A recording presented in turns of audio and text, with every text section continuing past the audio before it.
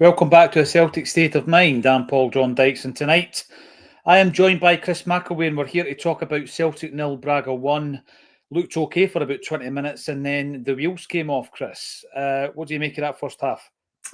Good summary there. I think I'll start with the positives. I thought for the opening 15 to 20 minutes, I thought it was some excellent football from us. Thought good energy. We were controlling the play, lots of good movement, lots of forward movement.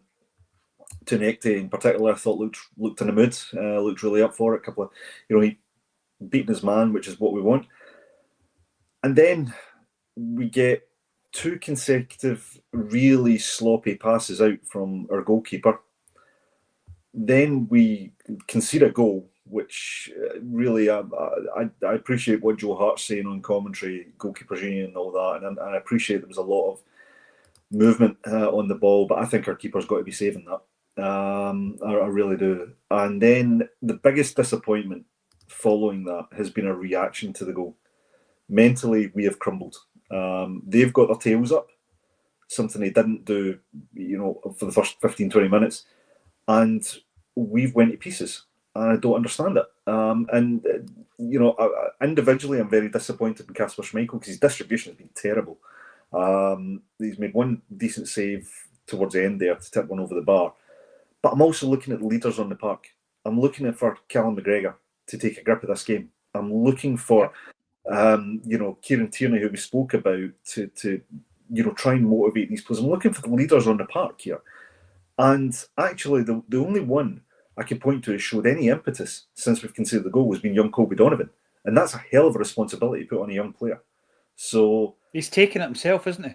He's taking it on himself, which is great to see, but he shouldn't have to. So I'm looking for a reaction. I hope they're getting a real rocket in the dressing room. You mentioned there that Brendan looks to be making substitutions. I think Saraki and Balagwisha sent up the tunnel early. I've no idea. He has to change something because we look fragile at the moment, and it's really poor. I want to pick up on a couple of your points there. The first one being Schmeichel actually counted 3 really loose passes. Yes. 2 of them were in quick succession, Chris, which obviously happened just before the goalie conceded.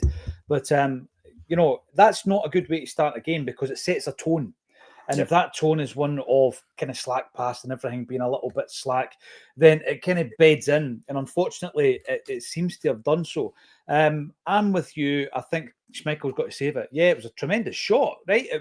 But it was still speculative from that distance. Yeah. And you think to yourself, with all his experience and all the rest of it, to get caught out with going for it with the wrong glove, I absolutely do think Joe Hart is standing up for his goalkeeper mate. However, despite all of that, Chris, it's about the reaction. And you mentioned Callum McGregor. I want Callum McGregor to grab this game by the scruff of the neck, right? Like we've seen him doing a couple of times in recent years against Rangers, for example, right? I remember a game where we went 1-0 down to what was the Welsh guy's name? Remember, he was the greatest player Scottish football's ever seen. Missed a penalty in the UEFA Cup final and then disappeared. Can't mind his name. Aaron Ramsey. Yeah, he scores for Rangers. I forgot because he was a footnote in history, and he scores for Rangers. And McGregor single-handedly pulled us out the mire.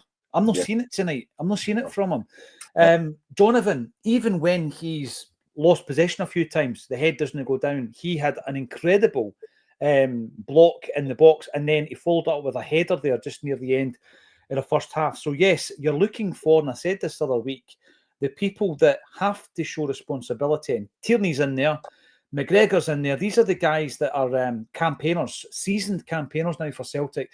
You want Kasper Schmeichel to be one of these players. Carter Vickers and Scales have to be in that category. Dyson Maeda has to be in that category. This is the spine of your team that's been within a winning side for a number of seasons now and played European football together for a number of seasons, other than Tierney, who obviously left to come back. Looks as though he's maybe getting hooked. What do you make of it? Let's get some of the comments coming up, because I watched for 20 minutes, thought to myself, we were in control, we were dominating as we do. Didn't think there was an issue with the atmosphere, actually, from where I'm sitting. I honestly thought there was a lot of singing back and forth at that point. The drum was being pounded, but it just punched us in the guts and it knocked the stuffing out of us. And by the end of the first half, Chris, the team's getting booed off the park. Big Oz, you're in. It's YouTube. Tierney has been too slack and offering nothing down the left. The frustration for me in the first half, Chris, give the ball to Teneke. He showed in the first half of the 45 that he was in the mood. There was a couple of occasions where he went on a run. He fizzed a brilliant ball right across the face of goal. All you're looking for is something to get on the end of it. He's in the mood. He tried it again, probably a bit greedy, but at least there was intent. When he was surrounded with 5 different players, he tried to find a way, ends up on the deck. On another night, he might have got a free kick. Why are we not feeding him more of the ball? Bernardo in the midfield, I've got to say, obviously the wheels have come off the performance as a team, but he was trying to miss out the 30 or 40 passes in the middle of the park, and he was hitting the wing. I need to see more of that as well. Bernardo's played okay for me in that first half, Chris. I love him off the hook. Negrin's barely kicked a ball, but Bernardo has been involved. Yeah, I think so too. I think so too. Guys playing alongside him need to up their game again. Early on, Negrin showed good bit of play down the right, put a decent cross in. We didn't make anything of it, but I don't think he's done much since then. With Callum, the game's just passing him by. He's not influencing it, and I think that's the biggest criticism I can say is that I can't think of a positive moment from Callum McGregor. Made a couple of blocks at the end of the end of the half there and the box, but we need more. We need some sort of impetus. And as I say, I'm looking at Colby Donovan, and he's trying to give us it. But why is his captain not doing it? It's really, really frustrating. But I agree with you. I'd give Bernardo a pass. I think he's trying to play those passes out to the wing. He's had a couple of good ones actually that we've not taken advantage of. I think he is a decent outlet, and obviously he's just coming back in, so there'll be an element of rustiness with Bernardo as well. We have to take that into account. But yeah, I'm looking across that park, and I'm saying, who's going to grab the ring? Who's going to just grab this game and take us back into it? Because the biggest positive from the end of that first half was the fact that we were only 1-0 down, because they had a few chances. They're not, and by the way, I don't think there've been any great shakes. They've got a player in Lagerbielke who could barely get a game for our B team. I mean, he was not playing football for us for a number of months, and he's celebrating winning a bye kick. I mean, they're not a great side, but neither are we, and that's the problem, right? So when I'm looking at it as well, Chris, and I'm looking for players to step up, if your captain of your football club can't step up, I mean, just because you've got the captain's armband, I don't think that entitles you to stay on the park. However, we did see Sriracha and Balikwisha getting sent up the tunnel to prepare early. Surely Maeda's not going to get hooked for the second time in succession in Europe. Well, surely not.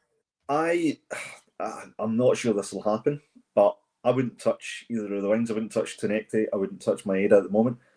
I would hook either Negrin or Callum McGregor, and I'd put Balikwisha as a number 10. Because we know that he can probably. Yeah, I would say possibly Negrin. I think he's not had a great game. If it was up to me, I'd probably hook McGregor, if I'm being honest. But you're right, Negrin's probably a more natural fit. If you take Teneke off, I think you're taking away your best weapon on the park at the moment. He's the one player that looks as though he can beat the opposition and make something happen. Maeda, I don't think he's done enough wrong, and actually we've seen some good defensive work from Maeda today, which I would commend. I think his energy level's been better. We're seeing more of what we like about Diaz and Maeda, and I still think he could offer something in this match. Iheanacho's not really done enough service, so I'll give him a pass for the moment. It's the midfield, and it's those two positions that I think need to change. There was 2 moments, I think, in the first half from Iheanacho.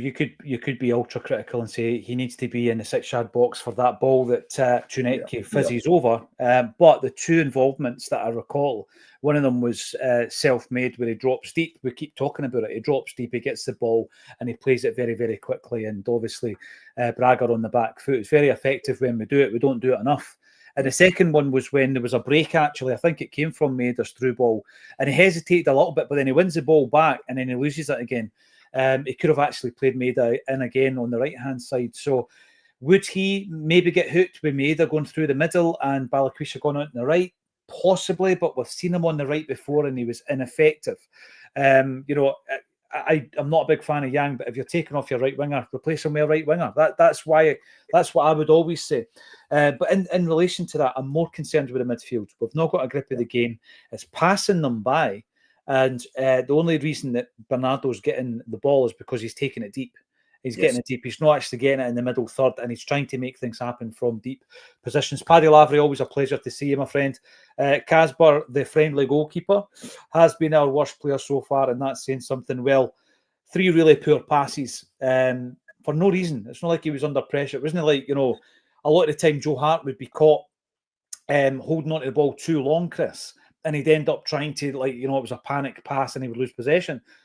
Schmeichel's done it with loads of time on his hands. He's had lots and lots of time, and he's given the ball away 3 times. And then, of course, there was the goal. Horta, great strike. If you score that goal, you're thinking, what a goal that is. But the keeper has to do better for me. Yeah. Got to do better. Ryan, someone on the YouTube, I hope Iheanacho gets hooked. Schmeichel's passed it. And we're losing 2 players who weren't deemed good enough for our team. Stale board, stale team, stale manager. Lagerbielke spent half his Celtic career in the carpool with the likes of James McCarthy.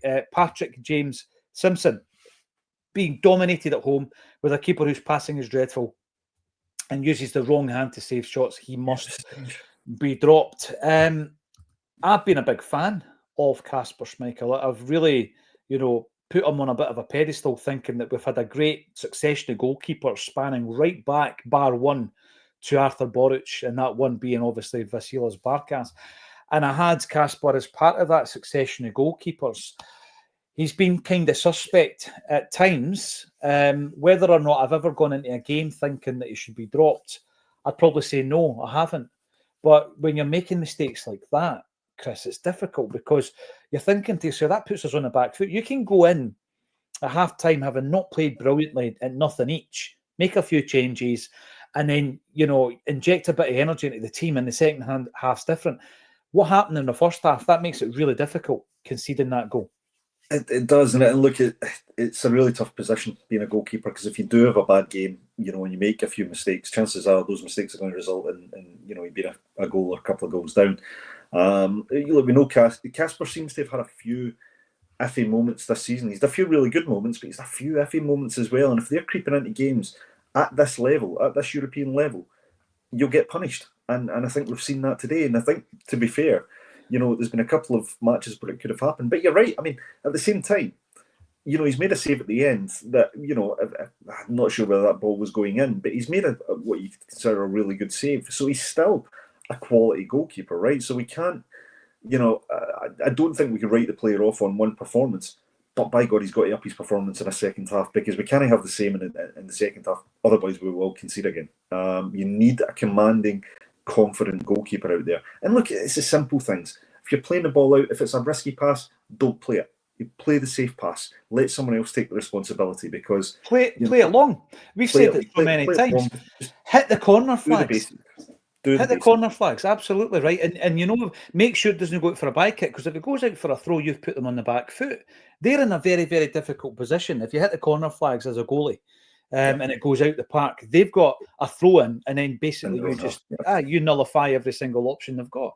So these kind of things with Kasper Schmeichel, Carter Vickers, Scales, Tierney, McGregor and Maida, you should not be talking about these guys having had errors or been invisible in the first half. These are the guys that you should be able to absolutely hang your hopes on, and it should be all the other new recruits and rookies round about them. I spoke about this last week as well. They're the guys you should be concerned about.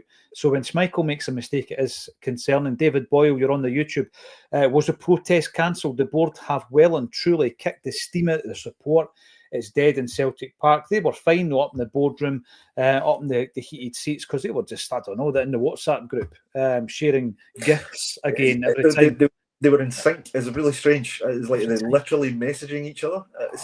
I know. Aye, so that no one lip reads. CJ, loads of untidy fouls again. This is becoming a habit. And we've got Barry O'Sullivan. See another disappointment. I'll come back to Barry in a second. When you look at the amount of chances we created against Hibs, compared to that first half, Chris, We're not creating the chances. It's just like two different teams, a Jekyll and Hyde. We're just about to kick off in the second half, in actual fact. So go. Sirachi's on. He's definitely on, and I'm thinking he's replaced Kieran Tierney. I can see, I'm trying to figure out if Balakwisha's in. He may not have been substitute. Maeda's certainly still on the park. Oh, Sirachi's on for Donovan, would you believe? Sirachi for Donovan. Right. Well, maybe that's an injury then. Right. Let's go back to the action. Thanks everybody for getting involved. Join us at full time. Hopefully we can pull this one back. Always a pleasure. Thanks, Chris, for joining me on A Celtic State of Mind.